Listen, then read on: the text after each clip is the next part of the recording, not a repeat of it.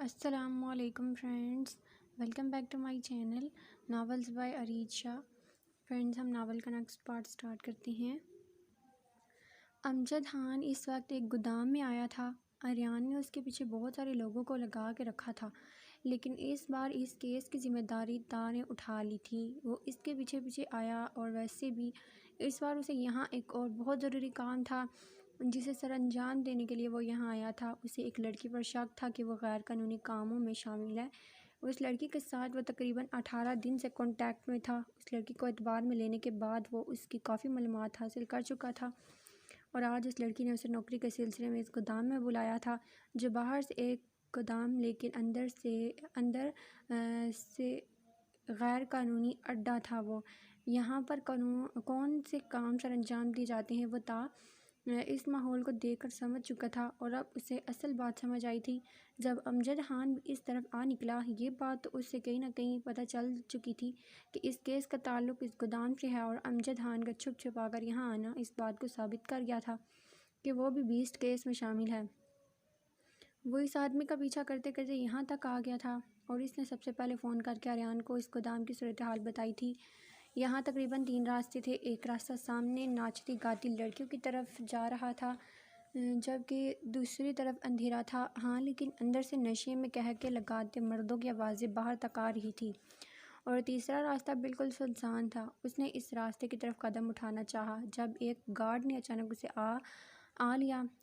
Club اس طرف ہے، تم کس طرف جا رہے تھے؟ وہاں ضروری سامان ہے صاحب، لوگوں کا اس طرف جانا منع ہے، اس طرف جاؤ، تمہارے کام کا سامان وہیں پر تمہیں ملے گا۔ شاید وہ آدمی ان سب حالات کو فیس کرنے کا عادی تھا، اس لیے تو اسے اشارتاً بتا رہا تھا کہ وہیں اسے اس کے کام کا سامان ملے گا۔ کتنے کا ملے گا؟ تا نے اپنی حالت نشائی کی طرح بنائی۔ جتنے کا مانگو گے اتنے کا ملے گا۔ تمہیں کتنا چاہیے؟ وہ براہ راست پوچھنے لگا۔ مجھے زیادہ مال چاہیے۔ تا بہت اچھے سے سمجھ گیا تھا کہ وہ ڈرگس کے بارے میں بات کر رہا ہے۔ کیوں، تم زیادہ کا کیا کرو گے؟ وہ پوچھنے لگا۔ اس سے تمہیں کوئی مطلب نہیں ہونا چاہیے، بتاؤ تم مجھے کتنا دے سکتے ہو؟ تا نے کہا۔ اگر بہت زیادہ مال چاہیے تو اوپر آرڈر دینا پڑے گا، لیکن میں پہلے پتہ کرتا ہوں کہ زیادہ مال کا کیا کیا جائے گا۔ آدمی شاید اس کام میں ماہر تھا، وہ کسی بھی قسم کا رسک لینے کو تیار نہیں تھا۔ ارے یار، اسٹوڈنٹ ہوں، یہاں سے جتنے کا لے کر جاؤں گا تھوڑی زیادہ قیمت لگا کر بیچ دوں گا، تھوڑا فائدہ بھی کما لوں گا۔ تا نے زاردانہ انداز میں کہا تو جیسے اس کی پوری بات سمجھ گیا۔ ٹھیک ہے، تمہاری طرح بہت لوگ آتے ہیں، یہاں کوئی مسئلہ نہیں ہونا چاہیے، تمہیں جتنا مال چاہیے میں دوں گا۔ وہ اس کے ساتھ چلتا ہوا کلب کی دوسری جانب لانے لگا، جہاں سامنے سے دھوبی کو آتے دیکھا۔ وہ آتے ہی اس کے گلے میں باہیں ڈال چکی تھی۔ جہاں سامنے سے اس نے روبی کو آتے دیکھا، وہ آتے ہی اس کے گلے میں باہیں ڈال چکی تھی۔ ٹونی، تم اس سے ملے، تمہارا دوست ہے، کسی اکیڈمی میں اسٹوڈنٹ ہے، وہاں ہمارا کام کافی بہتر طریقے سے کر سکتا ہے۔ میں نے ہی اسے یہاں بلایا تھا، کافی کام کا آدمی ہے، اسے اپنے کام کے لیے رکھ لوں۔ وہ اس کی گردن میں باہیں ڈالے بہت بے باک انداز میں اس کے ساتھ تقریباً چپکی ہوئی تھی۔ تا کو کوفت ہونے لگی۔ ان لوگوں کو مطمئن کرنے کے بعد وہ باہر آیا اور پوری صورتحال کی خبر آریان کے زیر گوش کی۔ پوری انفارمیشن حاصل کرنے کے بعد آریان کو یہ تو سمجھا چکا تھا کہ امجد خان کا اس کیس سے بہت گہرا تعلق ہے، اور اس کلب سے بھی گہرا تعلق ہے۔ اس کلب کا جو باہر سے ایک گودام ہے لیکن اندر سے ان لیگل کام ہو رہے ہیں، وہاں عورتوں کی سمگلنگ سے لے کر ڈرگز اور تقریباً سب کچھ ہو رہا تھا۔ تو کیا بیس لوگوں کو عورتوں کی سمگلنگ یہاں ڈرگز کے لیے قتل کر رہا تھا؟ آریان سوچوں میں مصروف تھا، جبکہ اریشا کچن میں اس کے لیے چائے بنا رہی تھی۔ اسے آئے ہوئے ابھی تھوڑا وقت ہوا تھا۔ شاور لینے سے پہلے اس نے تا سے ساری معلومات لی تھی۔ 2 دن پہلے اس نے اپنے آفس سے چھٹیوں کے لیے اپلیکیشن بھیجی تھی، کیونکہ وہ اریشا کو کچھ دنوں کے لیے گھمانے لے کر پیرس جانے والا تھا۔ ویسے تو وہ ہنی مون پر بھی نہیں جا سکے تھے، اور پھر اریشا کے پیپر شروع ہو گئے تھے۔ وہ فارغ تھی تو وہ چاہتا تھا کہ کچھ وقت اکیلے ایک دوسرے کے ساتھ گزاریں۔ اس سلسلے میں وہ اس کے کاغذات چیک کر رہا تھا، جب نظر اس کے ID کارڈ کی ڈیٹ پر پڑی، جہاں 5 مارچ اس کی سالگرہ کا دن لکھا تھا۔ وہ پورے 21 سال کی ہونے جا رہی تھی۔ اریشا نے اسے اپنی برتھ ڈے کے بارے میں بالکل کچھ نہیں بتایا تھا۔ اب صرف ایک دن میں تیاری کیسے کرتا؟ مطلب کہ کل اس کی سالگرہ تھی۔ یہ تو واقعی اس کی بیوی نے اس کے ساتھ زیادتی کر دی تھی، یعنی کہ شادی کے بعد پہلی سالگرہ دھوم دھام سے نہیں بنا پائے گا۔ اگر وہ ارشفہ کو گھر لے کر جاتا تو وہاں سب لوگ کے ساتھ اس کی سالگرہ اچھی گزر سکتی تھی، لیکن سفر کے تھکاوٹ میں شاید وہ اپنی سالگرہ کو انجوائے نہیں کر پاتی، اور ویسے بھی وہ پیرس جانے سے پہلے وہ ان لوگوں سے ملنے کے لیے جانے ہی والے تھے، اور ان لوگوں کے علاوہ ارشفہ کے لیے اہمیت رکھتی تھی اس کی سہیلیاں جانا اور عائشہ، اور اسے اگلے ہی سیکنڈ آریان نے پوری پارٹی کی پلاننگ کر لی تھی، جس میں جانا اور عائشہ کی مدد لینے کے بارے میں سوچ رہا تھا۔ ارشفہ کا موبائل بیڈ پر پڑا تھا، اس نے فوراً وہاں سے عائشہ اور جانا کے نمبر ڈائل کیے۔ شادی کے بعد اس کی پہلی سالگرہ کو وہ اتنے روکھے سوکھے طریقے سے تو نہیں منا سکتا تھا، زیادہ کچھ نہ سہی لیکن اس کی دوست تو آ سکتی تھی۔ کیا جانا کو سب کچھ بتا چکا ہے اپنے اور اس کے بچپن کے نکاح کے بارے میں؟ کیا وہ جان کے بارے میں سب کچھ جان گئی ہے؟ تبھی تو وہ اس کے ساتھ اس کے گھر میں رہ رہی ہے، ورنہ جانا تو ایسا سوچ بھی نہیں سکتی۔ لیکن جان اتنی آسانی سے ساری حقیقت جانا کے سامنے کیسے رکھ سکتا ہے؟ تو کیا وہ اس کے بارے میں سب کچھ جانتی ہے؟ عائشہ بری طرح سے خود میں الجھی ہوئی تھی جب اس کا فون بجا۔ انجان نمبر سے فون آتا دیکھ کر اسے یہی لگا کہ طا کا فون ہوگا۔ السلام علیکم، کیا میں عائشہ سے بات کر سکتا ہوں؟ اس کا مؤدبانہ کہا۔ وعلیکم السلام، جی میں عائشہ بات کر رہی ہوں، آپ کون ہیں؟ اس نے ایک بار پھر سے نمبر پر غور کیا، لیکن یہ نمبر انجان تھا، وہ بالکل بھی اس کے بارے میں نہیں جانتی تھی اور یہ آواز بھی اس کے لیے کافی انجان تھی۔ میں آریان ہوں، عائشہ کا ہسبینڈ۔ اس نے انسپکٹر کی پہچان دینے کے بجائے عائشہ کا حوالہ دیا تو عائشہ کو خوشی ہوئی۔ جی آریان بھائی، میرا مطلب ہے انسپکٹر۔ عائشہ نے دانتوں تلے زبان دبائی تو آریان بے اختیار مسکرایا۔ آپ مجھے بھائی کہہ سکتی ہیں، یقین جانے مجھے بہت خوشی ہوگی۔ عائشہ کو تنگ کرنے کی خاطر اور آریان سے ملاقات سے پہلے وہ ہمیشہ اسے آریان بھائی کہہ کر ہی عرشی کو چڑھاتی تھی، اب تو اس کے نام کے ساتھ بھائی کا حوالہ دینے کی عادت بن گئی تھی۔ اگر ان کی ملاقات اتنی ناخوشگوار نہ ہوتی تو شاید ان کا اچھا رشتہ بنتا۔ جی آریان بھائی کہیں میں آپ کی کیا مدد کر سکتی ہوں؟ اس کا فون آیا تھا، مطلب تو ساتھ تھا کہ کسی وجہ سے فون کیا ہے۔ کل 5 مارچ ہے، آریان نے جیسے اسے یاد دلایا۔ تو یقیناً آپ مجھے اپنی بیگم کی برتھ ڈے پارٹی پر انوائٹ کرنے کے لیے فون کر رہی ہیں؟ عائشہ مسکرائی۔ نہیں ہرگز نہیں، میں آپ کو برتھ ڈے پارٹی کی تیاریوں کے لیے بلا رہا ہوں، پلیز آئیں اور میری مدد کریں۔ جانا کو فون کر دیا ہے میں نے، وہ کل اپنے شوہر کے ساتھ آ رہی ہے۔ آریان نے اسے پوری بات بتائی۔ مطلب جان کے بارے میں سب کچھ جان چکی تھی، لیکن جان آریان کے گھر جا رہا تھا، مطلب ایک سیریل کلر ہو کر وہ ایک پولیس والے کے گھر جانے والا تھا، وہ پولیس والا جو خود ہر جگہ اسے ڈھونڈ رہا تھا۔ عائشہ پریشان ہوئی۔ تو کیا میں بے فکر ہو جاؤں کل کے حوالے سے؟ آریان کی آواز سے ایک بار پھر سے آئی۔ جی بالکل، آپ بالکل پریشان نہ ہوں، میں اور جانا سب سنبھال لیں گے۔ اس نے اسے بے فکر کرنا چاہا۔ جی وہ تو میں جانتا ہوں، پر آپ بھی فکر مت کریں، آپ کو زیادہ کام نہیں کرنا پڑے گا، میرے پاس بھی 3 ملازم ہیں، میرا مطلب ہے 3 دوست ہیں جو آپ کی مدد کر سکتے ہیں، بس عائشہ کو خوش کرنے کے لیے ایک چھوٹی سی پارٹی، بس 2 آپ، عائشہ کے دوست اور 3 دوست، میرے جانا کا ہسبینڈ، بس یہی کچھ لوگ ہیں۔ آریان نے تفصیل بتائی اور بے فکر ہو کر فون بند کیا، جبکہ عائشہ جان کے آ جانے پر کافی پریشان ہو رہی تھی۔ جان کا نام طا کے سامنے لے کر وہ ویسے ہی اسے شک میں ڈال چکی تھی، اور اب اگر آریان کو اس پر شک ہو گیا تو وہ آسانی سے اسے نہیں چھوڑے گا۔ وہ جان کو ان سب چیزوں سے نکالنا چاہتی تھی، طا کا شک اس پر ختم کر دینا چاہتی تھی، لیکن جان خود ہی کل آریان کے سامنے آنے والا تھا، یہ نہ ہو کیا آریان کو جان پر شک ہو جائے۔ عائشہ کو پریشانی سے سوچ کر برا حال ہو رہا تھا، اگر آریان کو پتہ چل گیا تو اگر جان پھنس گیا تو اتنی فکر جان کو اپنی نہیں تھی جتنی عائشہ کو اس کی ہو رہی تھی۔ کیا یار، کیا فائدہ پارٹی میں آنے کا، میرے پاس تو کوئی پارٹنر ہی نہیں ہے، آریان نے اداسی سے کہا۔ اس مہینے اس کی شادی تھی اور اس کے ہونے والی بیگم کو باہر آنے کی اجازت نہ تھی، اس کے گھر والے کافی پرانا خیالات کے تھے، وہ منگنی کی رسم پر بیٹی کو باہر جانے کی اجازت نہیں دے سکتے تھے، جبکہ رضی اس وقت مکمل سنگل تھا۔ عائشہ آ رہی ہے، آریان نے طا کو بتایا تو طا نے اسے گھورا تھا۔ اگر وہ آئے گی تو میں کیسے آ سکتا ہوں؟ یار تمہارا دماغ خراب ہے کیا؟ کیوں پھنسا رہے ہو مجھے؟ یہ نہ ہو کہ اس کا شک یقین میں بدل جائے۔ کون سا شک؟ تجھے سچ میں لگتا ہے کہ اس نے تیرے ID کارڈ دیکھا ہے؟ اگر اس نے دیکھا ہوتا تو یا تو تجھ سے ڈر کر بھاگ جاتی یا پھر ایکسائٹڈ ہو کر بات کرتی، لیکن ایسا کچھ نہیں۔ اب کوئی بھی لڑکی اتنی نارمل تو ہو نہیں سکتی کہ اسے پتہ چل جائے کہ سامنے کھڑا شخص ایک آرمی آفیسر ہے، ایک سیکرٹ ایجنٹ ہے، لیکن وہ بالکل بھی خود سمجھتا وہ بالکل نارمل بات کر رہی ہے، اس نے کبھی تیرے سامنے آرمی یا پولیس کا ذکر نہیں کیا، مطلب کچھ بھی نہیں جانتی وہ، مجھے تو بہت بڑی ایکٹریس لگتی ہے۔ طا نے اپنی شک بیان کیا۔ کچھ نہیں طا، تم بس اس کے بارے میں بہت زیادہ سوچنے لگ گئے ہو۔ آریان نے اس کی چوری پکڑی۔ ایسا کچھ نہیں ہے، وہ صاف بولا۔ اگر ایسا کچھ نہیں ہوتا تو تم کبھی پارٹی پر آنے سے انکار نہیں کرتے، تم اس سے بچ رہے ہو، اسے بھاگنے کی کوشش کر رہے ہو، تم خود اس پر ظاہر کر رہے ہو کہ تم واقعہ سے الگ ہو۔ آریان نے کہا۔ ایسا کچھ نہیں آریان، میں تو بس کچھ سوچ کر نہیں آنے والا تھا، لیکن اب ضرور آؤں گا اور ثابت کروں گا کہ میں اس عائشہ کو زیادہ نہیں سوچتا اور نہ ہی اسے بھاگنے کی کوشش کرتا ہوں، وہ کہتے ہوئے ٹیبل سے اپنی کی چین اٹھاتا ہوا باہر نکل آیا۔ آریان اسے جاتے دیکھ کر صرف مسکرا دیا تھا۔ عائشہ ایک اچھی لڑکی تھی، لیکن کا اس سے گھبرانا کا ترانہ بھی آریان اچھے سے سمجھ رہا تھا۔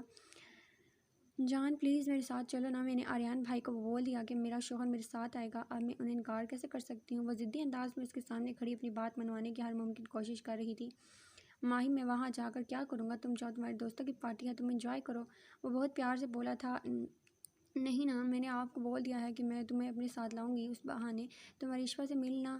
عائشہ سے تو تمہاری ایک بار ملاقات ہو چکی ہے، لیکن ابھی تک عریشہ سے نہیں ملے تم۔ وہ بھی میری بیسٹ فرینڈ ہے، پلیز چلو نا۔ زور زور سے اس کا کندھا ہلاتے ہوئے پھر منمنانے کی کوشش کرنے لگی۔ میری جان، میرا بابو، میرا کیوٹو پائی۔ وہ اس کے دونوں گال کھینچتے ہوئے بچوں کی طرح سے منانے کی کوشش کر رہی تھی، جبکہ اب جان کی نیت اس پر خراب ہو رہی تھی۔ اگر وہ یہ بات جان لیتی تو کب کی یہاں سے بھاگ جاتی، لیکن اس کے چھپنے یا بھاگنے سے پہلے ہی جان کا ارادہ اپنی خراب نیت پر عمل کرنے کا تھا۔ وہ ابھی تک اس کے بالکل قریب بیٹھی اسے سمجھا رہی تھی، جب اس کی بے باک سی گرفت کی کمر پر محسوس کرتے ہوئے وہ اچانک جھٹکے سے اس کے بالکل قریب ہو چکی تھی اور اس کے نازک لب جان کی گرفت میں آ چکے تھے۔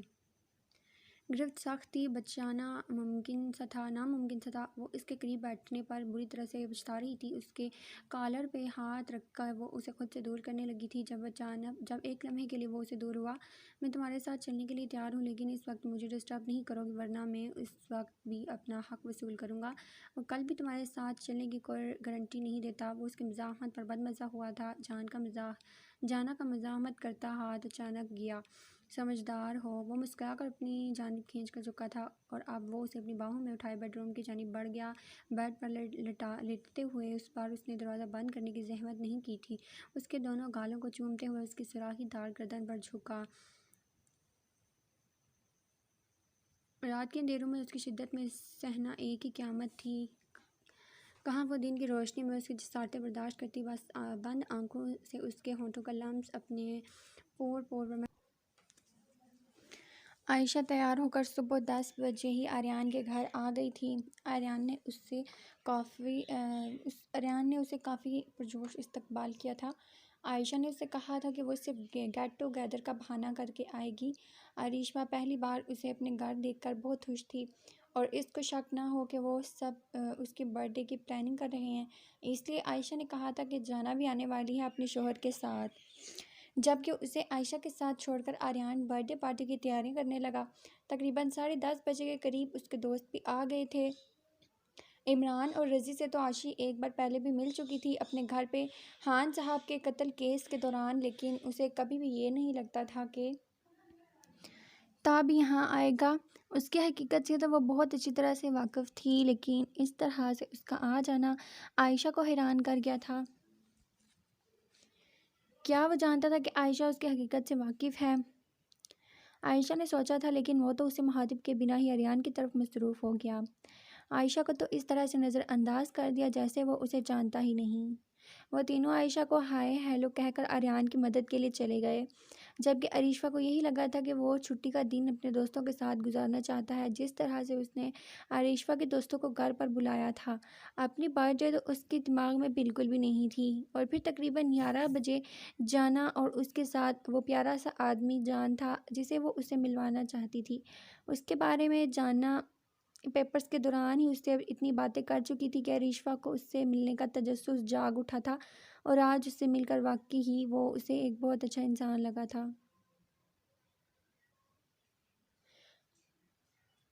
عائشہ جانا سے مل کر بہت خوش تھی، اور جان سے مل کر بھی اس کی کوئی پرانی فیلنگز نہیں آئی تھی، اور نہ ہی جان نے اسے کچھ بھی محسوس ہونے دیا تھا۔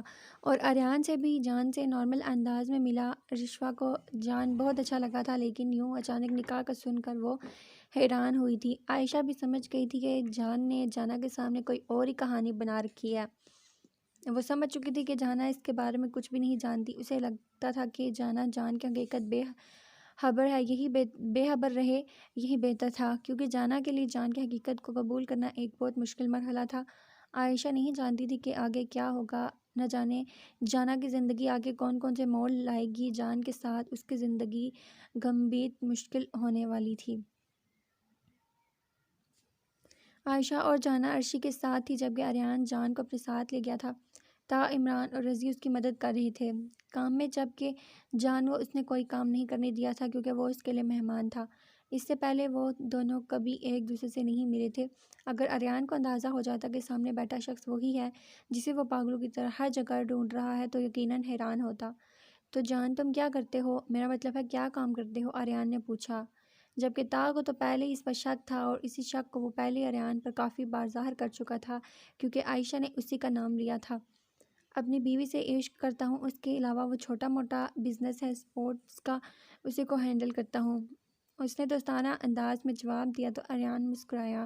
بالکل، آج کے زمانے میں سب سے اہم کام تو اپنی بیوی سے محبت کرنا ہے، اور اگر بیوی ناراض ہو جائے تو منانا بہت مشکل ہو جاتا ہے۔ ویسے تمہاری نئی شادی ہوئی ہے، لیکن میری شادی 1.5 مہینہ پرانی ہو چکی ہے۔ اگر چاہو تو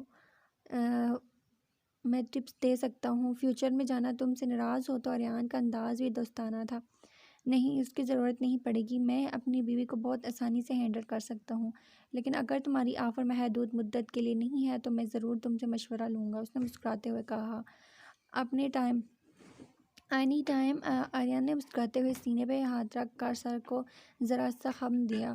ابھی تک تو اس کی کسی بات یا کسی انداز سے یہ ظاہر نہیں ہوا تھا کہ اس کا تعلق 20 سے ہو سکتا ہے، لیکن کا شک اب بھی برقرار تھا، جبکہ عمران اور رضی کو وہ ایک نارمل سا انسان لگا تھا۔ 20 سے اس کا کوئی تعلق ہو سکتا ہے، یہ سوچ ہی انہیں فضول لگ رہی تھی، لیکن آریان کی اس کیس کو حل کرنے کے لیے کسی بھی حد تک جا سکتا تھا۔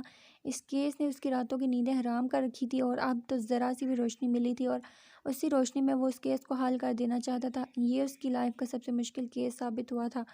اسے بھی جان بہت نارمل انسان لگ رہا تھا، اس پر شک کرنا بے وقوفی تھی، لیکن کا شک وہ ضائع نہیں جانے دے سکتا تھا۔ وہ اس کا بریک بینی سے جائزہ لے رہا تھا، اس کے ایک ایک حرکت کو نوٹ کر رہا تھا، لیکن ابھی تک اسے کچھ بھی ایسا محسوس نہیں ہوا وہ جسے لے کر وہ جان کو غلط سمجھتا۔ پارٹی تیاری مکمل ہوتے ہی تقریباً 4 بجے کے قریب ہر قسم کے لائٹس آف کر دی گئی، یہاں تک کہ کھڑکیاں بھی بند کر دی تاکہ باہر کی روشنی اندر نہ آئے۔ اس نے جانا کے موبائل پر میسج کیا کہ وہ عریشہ کو لے کر باہر آ جائے، اور پھر کچھ ہی دیر میں عریشہ نے اندھیرے میں قدم رکھا۔ اس قدر اندھیرا دیکھ کر اسے بھی حیرت ہوئی تھی، اپنے گھر میں ایسا اندھیرا دیکھنے کی عادت نہیں تھی۔ اسے ساری لائٹس آف کیوں تھی اور دن کی روشنی میں اسے اس طرح سے کھڑکیاں دروازے کیوں بند کر دیے گئے؟ وہ سوچتے ہوئے آگے بڑھی جب اچانک لائٹس آن ہوئی اور سب نے اسے مبارکباد دینا شروع کر دی۔ Happy birthday to you, happy birthday Areesha, happy birthday, سب گنگنا رہے تھے، جب عریشہ پریشانی سے ہال کے ایک کونے کی تیاری کو دیکھ رہی تھی۔ یہ سب کچھ کب ہوا اور سب لوگ اس کے برتھ ڈے کی تیاری کر رہے تھے؟ یہ اس کے لیے ایک بہت بڑا سرپرائز تھا۔ سب باری باری اس سے ملتے ہوئے مبارکباد دے رہے تھے۔ عمران اور رضی اس کے لیے اسپیشل گفٹ لائے تھے، جان اور جانا نے بھی اسے بہت پیارا گفٹ دیا، عائشہ نے بھی اسے گفٹ دیا، جبکہ آریان نے اس کے کان میں سرگوشی کی۔ میں اپنا گفٹ تمہیں رات کو دوں گا، اپنے والے سٹائل میں اس کی سرگوشی پر وہ شرماتے ہوئے سر جھکا گیا۔ کیک بہت خوشگوار ماحول میں کاٹا گیا، وہ بہت خوش تھی۔ اس کی سالگرہ کا یہ دن آریان نے بے پناہ محبتوں سے منایا تھا، اسے بھی یاد نہیں تھا کہ آج کے دن وہ پیدا ہوئی تھی، اور آریان کے علاوہ تو ویسے بھی آج کل اسے کسی اور چیز کا ہوش نہیں تھا۔ آریان کی محبتوں نے اسے دنیا بھلا دی تھی، لیکن آج وہ بس یہی سوچ رہی تھی کہ وہ کتنی اہم ہے آریان کے لیے۔ اس نے اسے خوش کرنے کے لیے اس کی سالگرہ منانی اس کے دوستوں کو بلایا۔ کتنا پیارا تھا وہ شخص، اس کی چھوٹی سے چھوٹی خوشی کا اتنا خیال رکھتا تھا۔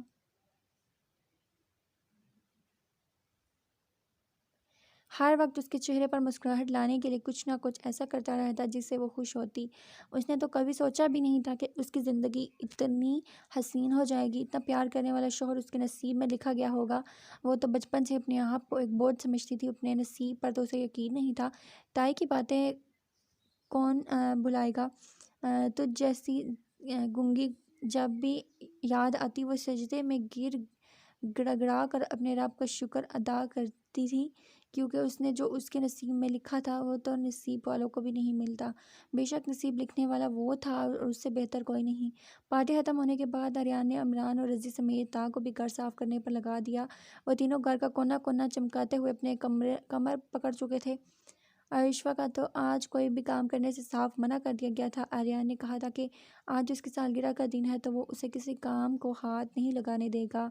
جان نے بھی ان لوگوں کی مدد کرنے کی کوشش کی تھی، لیکن آریان نے کہا کہ وہ اس گھر کا جمائی راجہ ہے اور جانا اس کی بہن ہے اور وہ پہلی بار اس کے گھر آیا ہے، اس لیے پہلی بار کے لیے رعایت اگلی دفعہ چاہے تو کام کر سکتا ہے۔ وہ 3 کام میں جٹے ہوئے تھے جب اچانک عمران کے ہاتھ پر چھری لگی اور اس کا ہاتھ اچانک کٹ گیا۔ سب پریشانی سے اس کے آگے پیچھے کھڑے تھے جبکہ جان کا فاصلے پر کھڑا، اور یہ بات آریان نے نوٹ کر لی، لیکن پھر نہ جانے جان کو کیا ہوا کہ وہ اچانک اٹھ کر باہر چلا گیا اور اس کا یوں اٹھ کر باہر جانا کسی سے بھی چھپا نہیں تھا، لیکن عمران کے ہاتھوں میں بہتا ہوا خون ان کی پریشانی کی وجہ بنا تھا۔ تھوڑی دیر کے بعد مرہم پٹی ہو گئی تو جان واپس ان کے پاس اندر چلا آیا۔ تا سے رہا نہیں گیا اور پوچھنے لگا، جان جب عمران کو چوٹ لگی تھی تم باہر کیوں چلے گئے تھے؟ حیریت تو تھی نا؟ ہاں سب حیریت تھی، وہ دراصل مجھ سے زیادہ خون دیکھا نہیں جاتا، بہتا وہ خون دیکھ کر میرا سر گھومنے لگتا ہے، چکر آنے لگتے ہیں، سچ کہوں تو اب بھی دماغ گھوم رہا ہے، اس لیے اس وقت میں باہر چلا گیا تھا۔ جان کے انداز پر آریان کو ہنسی آئی اور اس طرح ہنستے ہوئے اس نے طاق کی جانب دیکھا جیسے کہہ رہا ہو، کیا تمہیں واقعی لگتا ہے کہ یہ بیسٹ ہے؟ کام آن جان، یہ لڑکیوں والے ڈائلاگ مت بولو، عمران نے ہنستے ہوئے کہا۔ نہیں یار، میں سچ کہہ رہا ہوں، مجھ سے کبھی بھی بہتا ہوا خون نہیں دیکھا جاتا، اور خاص کر اپنا خون بہے تو میری جان جانے لگتی ہے، وہ جیسے میرا سارا خون جسم سے بہہ جائے اور میں مر جاؤں گا۔ اب موت کا ہو تو ہر کسی کے دل میں ہوتا ہے خوف موت کا۔ جان نے مسکین سی صورت بنا کر کہا، گھبراؤ نہیں جان، ایسا اس لیے ہوتا ہے کہ تم نے کبھی کسی کا خون بہتے ہوئے دیکھا نہیں، اور نہ ہی دیکھو تو بہتر ہے، کیونکہ یہ منظر بہت خطرناک ہوتا ہے۔ ہم دن رات ایسے لوگوں کے بیچ میں گھومتے ہیں، یہ ایک خطرناک ایکسپیرئنس ہے، اور میری یہی خواہش ہے کہ تم اس سے بالکل بھی فیس نہ کرو۔ آریان نے مسکراتے ہوئے کہا تو جان نے صرف ہاں میں سر ہلا دیا، جبکہ طاق کو اپنی بے وقوفی کا شدت سے احساس ہو رہا تھا۔ جب جان کی اچانک ہی نظر عائشہ کی طرف اٹھی تھی جو ساکت سی بیٹھی اسے دیکھ رہی تھی، نہ جانے کیوں اسے دیکھتے ہی جان کے چہرے پر تبسم سا بکھرا، اور عائشہ بیٹھی بس اس کے چہرے کو دیکھ رہی تھی، اور اس کا ذہن اپنے سامنے سوہم کی لاش سے نکلتے خون کے فواروں کی طرح چل گیا۔ آج اگر اس کے بس میں ہوتا تو یہ جان کو فوج سے ضرور نوازتی۔ شام ہوتے ہی سب لوگ اپنے اپنے گھر جا چکے تھے، سارا کام عمران تھا اور رضی ختم کر کے گئے تھے۔ عریشہ کے پاس کوئی بہانہ نہیں تھا جلدی کمرے میں نہ جانے کا، اور آریان نے بے چینی سے اس کا انتظار کرنے لگا۔ اپنا گفٹ لیے، اپنے وعدے کے مطابق سے گفٹ بھی تو دینا تھا، اور وہ اس کی شدتوں سے گھبراتی آج بھی کافی لیٹ کمرے میں آئی تھی۔ اس نے کمرے میں قدم رکھا تو سامنے بیڈ پر ہفا سا بیٹھا تھا۔ سارا کام تک ختم کروا دیا؟ 2 گھنٹے سے کچن میں کیا کر رہی ہو؟ 2 گھنٹے سے کچن میں کیا کر رہی ہو؟ اسے کمرے میں آتے دیکھ کر وہ بیڈ سے اٹھا اور اس کے سامنے آ کر سوال کرنے لگا۔ عریشہ ہاتھ ملتے بنا کوئی جواب دیے نظر جھکائے کھڑی تھی۔ جب آریان نے اس کی تھوڑی کے نیچے ہاتھ رکھتے ہوئے اس کا سر اونچا کیا، غلط بات درشی، میرا دل کر رہا ہے تمہیں اس غلطی کی سزا دوں، لیکن آج نہیں، آج کا دن بہت اسپیشل ہے، اور یہ رات بھی بہت اسپیشل ہے، اور اس میں تمہیں کوئی سزا نہیں دوں گا بلکہ بہت خوبصورت سا تحفہ دوں گا۔ یہ گفٹ میں نے 3 سال پہلے خریدا تھا، بس یہ سوچ کے اگر مجھے ایک پیاری سی بیوی مل گئی تو میں اسے دوں گا شادی کے بعد اس کی پہلی سالگرہ پر۔ تو کیا تم اس گفٹ کی خوبصورتی کو بڑھانا چاہو گی؟ وہ اپنے ہاتھ میں پکڑے بریسلٹ کی طرف اشارہ کرتے ہوئے مسکرایا۔ ایک بہت خوبصورت نفیس بریسلٹ اس کے ہاتھ میں تھا۔ آریان نے نرمی سے اس کا ہاتھ تھاما اور وہاں اپنا بریسلٹ پہنانے لگا جو اس کی خوبصورت کلائی پر بہت جچ رہا تھا۔ یہ ہو گیا تمہارا گفٹ، اور اب میں ریٹرن گفٹ لوں گا۔ وہ ابھی اس گفٹ کو دیکھ رہی تھی جب آریان کے الفاظ اس کے کان میں پڑے۔ اس نے بے اختیار سر اٹھا کر دیکھا، اور وہ تو جیسے اس کے انتظار میں تھا۔ اس کے اوپر دیکھتے ہی وہ اس کے چہرے پر جھکا اور اس کے ایک ایک نقش کو لبوں سے چومتے ہوئے اس کے ہونٹوں پر آیا اور اپنی تشنگی مٹانے لگا، اور پھر ساری رات وہ اس کی محبتوں کی بارش میں بھیگتی چلی گئی۔ جان تم اب کیسا محسوس کر رہے ہو؟ اب چکر تو نہیں آ رہے؟ جانا فکر مندی سے اسے پوچھ رہی تھی۔ وہ اس کے ساتھ ہی گھر میں داخل ہوا۔ ہاں بہتر فیل کر رہا ہوں، لیکن ابھی وہ خون میری آنکھوں کے سامنے ہے۔ وہ کیا ہے نا، مجھے سرخ رنگ دیکھتے الجھن ہونے لگتی ہے، اور خون کا سنتے ہی میری طبیعت خراب ہونے لگتی ہے۔ اس وقت بھی مجھے چکر آ رہے ہیں۔ وہ اتنے سیریس انداز میں کہہ رہا تھا کہ کوئی بھی اس پر یقین کر لیتا۔ جان تم روم میں چلو، میں تمہارے لیے جوس بنا کے لاتی ہوں، اس سے تم بہتر محسوس کرو گے، جانا نے فکر مندی سے کہا۔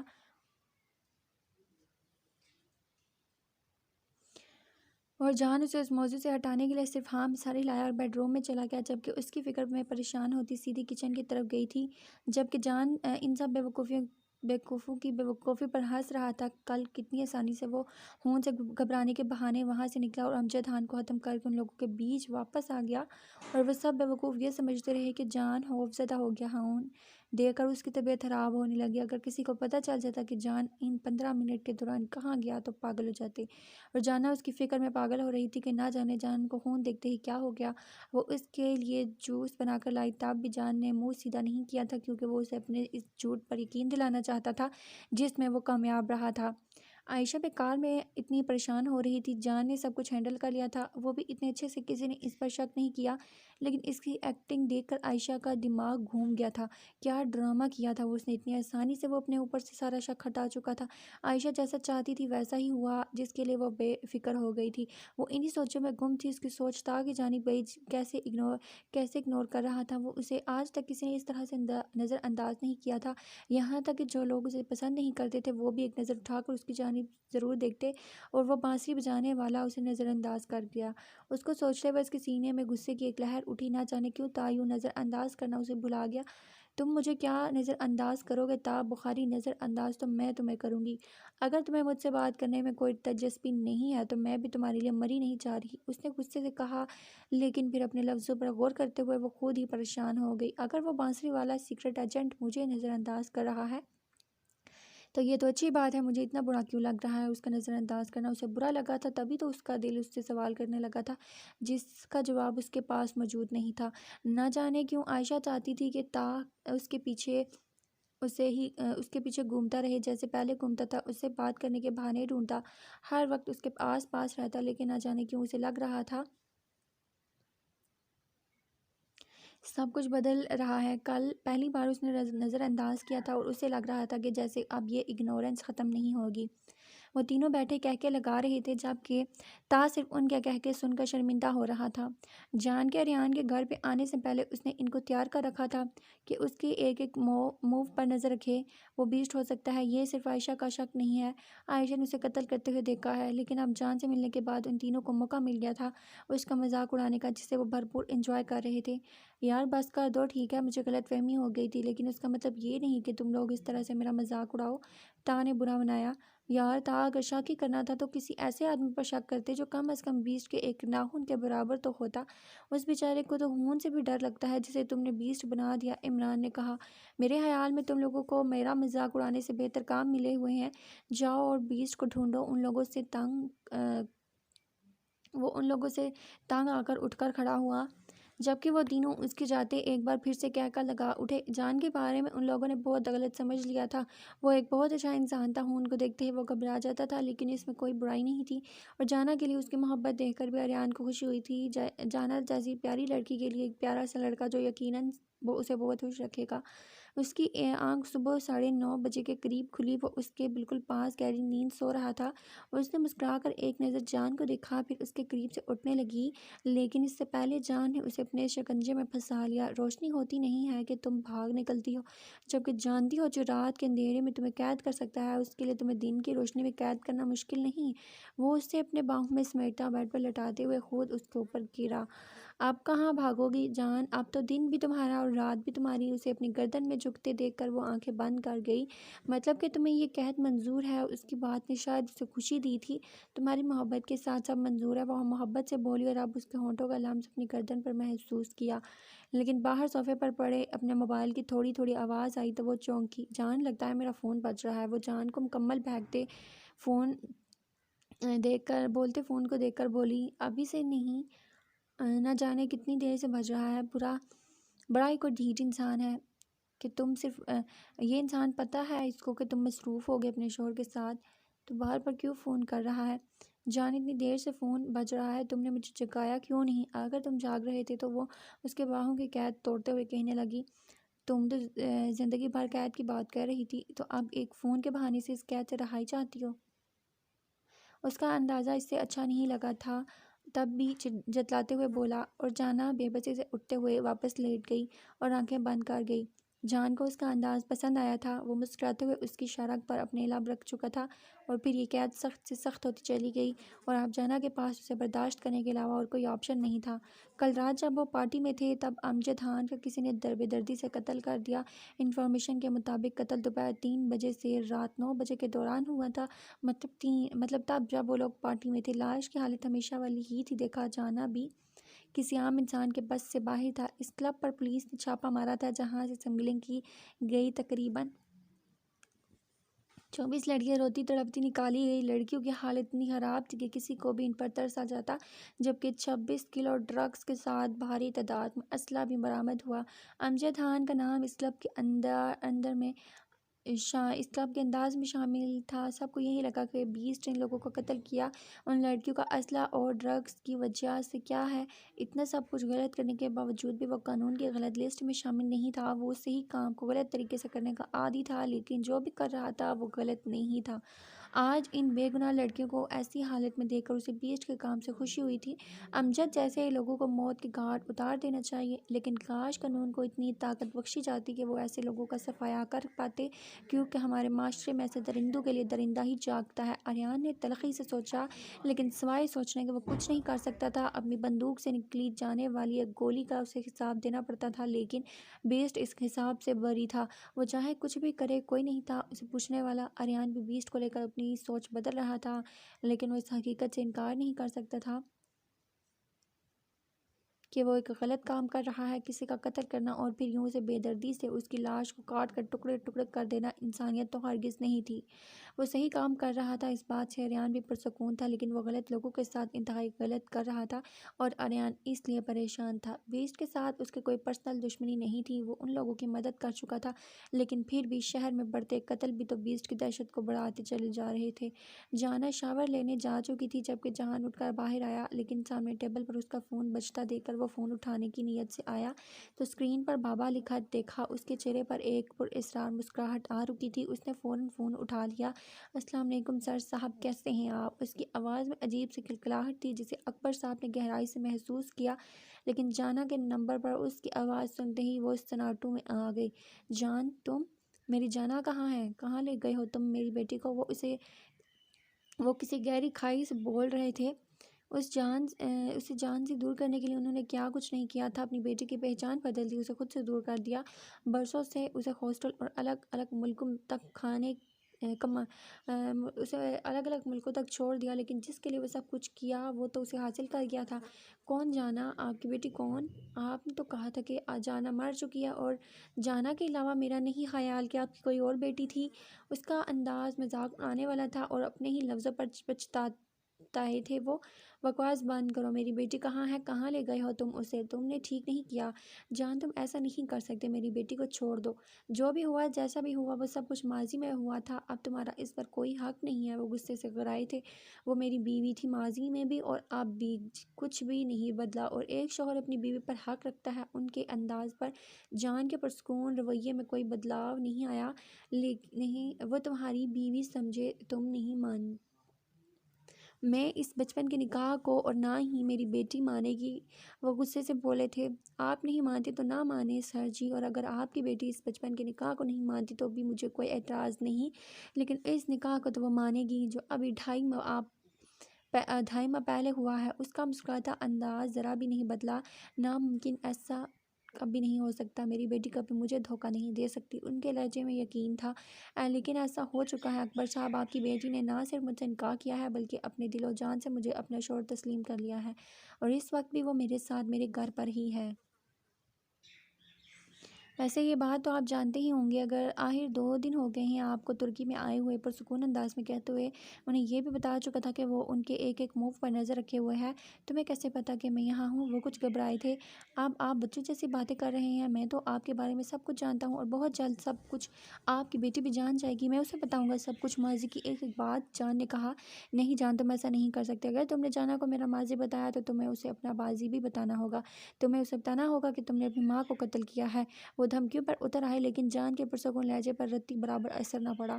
میں فخر سے بتاؤں گا میں نے اپنی ماں کو کیوں مارا، اور میری بیوی بھی مجھ پر فخر کرے گی، لیکن آپ پر تھوکنا بھی پسند نہیں کرے گی، بلکہ اسے تو آپ کو باپ کہتے ہوئے بھی شرمندگی محسوس ہوگی۔ تو کیا کہتے ہیں؟ بتاؤں اسے سب کچھ؟ ان کی دھمکی پر جتنا جان پرسکون تھا، جان کی دھمکی پر وہ اندر تک ہل اٹھے تھے۔ ارے آپ کو تو چپ لگ گئی سر صاحب، بہتر ہے کہ یہ چپی لگی رہے، کیونکہ اگر میں نے اپنی چپ توڑی نا تو آپ کچھ بولنے کے قابل نہیں رہیں گے، اس لیے بہتر ہوگا کہ آپ خاموش رہیں اور خاموشی سے میری لسٹ میں اپنی باری کا انتظار کرتے رہیں۔ جان نے کہتے ہوئے فون بند کر دیا اور موبائل پر آنے والے اس کے باپ کی ساری کال ڈیلیٹ کر دی۔ موبائل صفحے پر پھینکتے ہوئے وہ کچن میں چلا گیا، جہاں اپنے جانا کے لیے وہ کچھ اسپیشل بنانے